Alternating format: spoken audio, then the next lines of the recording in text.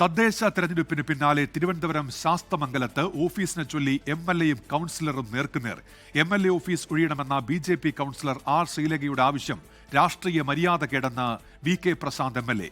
V K Prashanth സഹോദര തുല്യനെന്നും മുറി ഒഴിയണമെന്ന് ആവശ്യപ്പെടുകയല്ല അഭ്യർത്ഥിക്കുകയാണ് ചെയ്തതെന്നും ആർ ശ്രീലേഖയുടെ പ്രതികരണം. കെട്ടിടം സംബന്ധിച്ച തർക്കത്തിൽ നിയമപരമായി മുന്നോട്ടു പോകാനാണ് ഇരു കൂട്ടരുടെയും തീരുമാനം.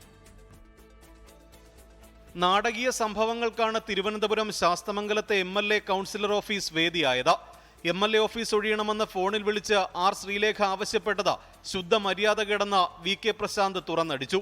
ഇവിടെ ഒരു കൗൺസിലറായി ജയിച്ച ഒരാൾ എനിക്ക് ഈ സൗകര്യം പോരാ എന്ന് പറഞ്ഞ് എംഎൽഎയോട് മാറാൻ പറഞ്ഞാൽ അത് മര്യാദകേടല്ലേ, ശുദ്ധ മര്യാദകേടല്ലേ അവർ കാണിക്കുന്നത്.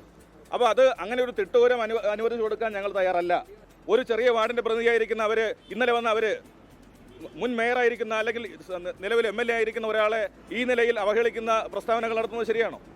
എംഎൽഎക്ക് തൊട്ടു പിന്നാലെ ഓഫീസിലെത്തിയ ആർ ശ്രീലേഖയുടെ പ്രതികരണം ഇങ്ങനെ: അത് അടുത്ത ഇലക്ഷന്റെ സൗകര്യാർത്ഥം എംഎൽഎ ക്വാർട്ടേഴ്സിലേക്കോ അല്ലെങ്കിൽ കുറച്ചുകൂടെ നല്ലൊരു സ്ഥലം കിട്ടിയപ്പോഴോ മാറി എന്ന് പ്രശാന്തിന് പറയാമല്ലോ.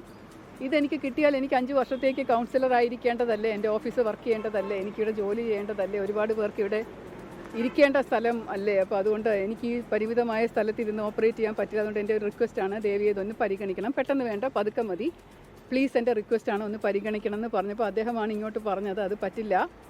മാധ്യമങ്ങളെ കണ്ട ശേഷം എംഎൽഎ ഓഫീസിലെത്തിയ ശ്രീലേഖ വി കെ പ്രശാന്തിനെ കണ്ടു. തമ്മിൽ പ്രശ്നങ്ങളില്ലെന്നും സഹോദര തുല്യനെന്നും പറഞ്ഞു.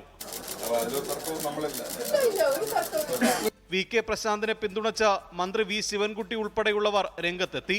അതേസമയം എംഎൽഎ ഓഫീസ് ഒഴിയണമെന്ന് ആവശ്യപ്പെട്ട തീരുമാനം മേയർ വി വി രാജേഷ് അറിഞ്ഞിട്ടില്ല. എംഎൽഎക്ക് മുറി നൽകിയത് കൗൺസിൽ തീരുമാനപ്രകാരമായതിനാൽ നിയമപരമായി മുന്നോട്ടു പോകാനാണ് ഇരു കൂട്ടരുടെയും നീക്കം. 24 തിരുവനന്തപുരം.